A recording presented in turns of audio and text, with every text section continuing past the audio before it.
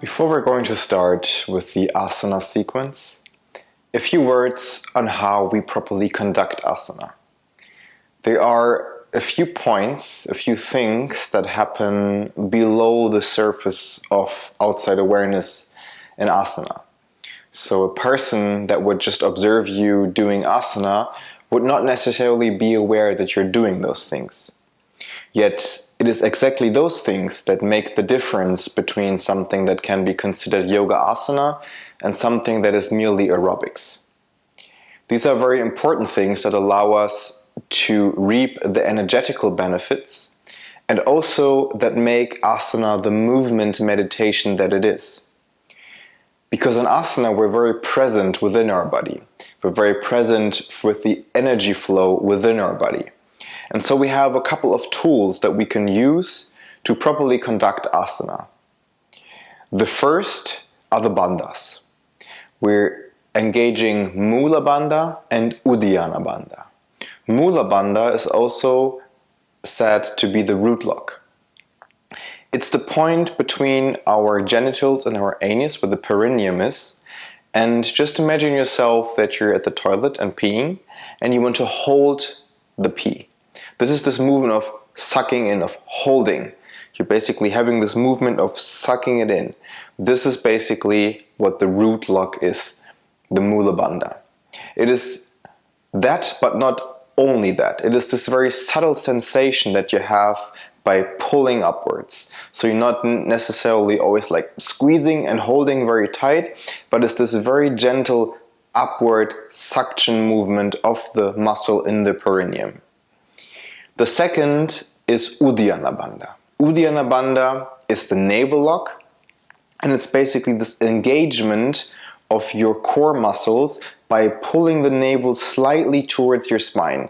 It's not that you're really pulling your diaphragm and your organs up and under your rib cage, which is also Udyanabanda, but which is mostly used after the exhalation. So the kumbhaka and pranayama. The Udyanabanda that we're using in asana is a little bit more gentler. So we're just basically engaging this muscle by pulling the navel slightly towards our spine. So we have this engagement in the core that we can still breathe freely. These are the two focal points that we do in order to have, first of all, a stable core. This Udyanabanda allows us to be strong and stable in our core while we do the movement and keeping our spine supported. But also it supports the energy flow upwards. Because just as in pranayama, also in asana, we are creating energy. And if we don't keep this energy with this locks inside of our body, we're just losing it out again. So with these Udyana and Mula Bandha, we're creating and holding the energy within our body.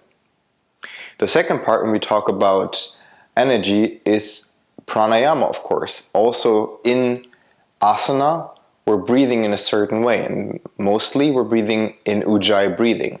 So the whole time while doing asana, we're breathing with our ujjayi engaged. And since it is a movement meditation, every movement is initiated by a breath.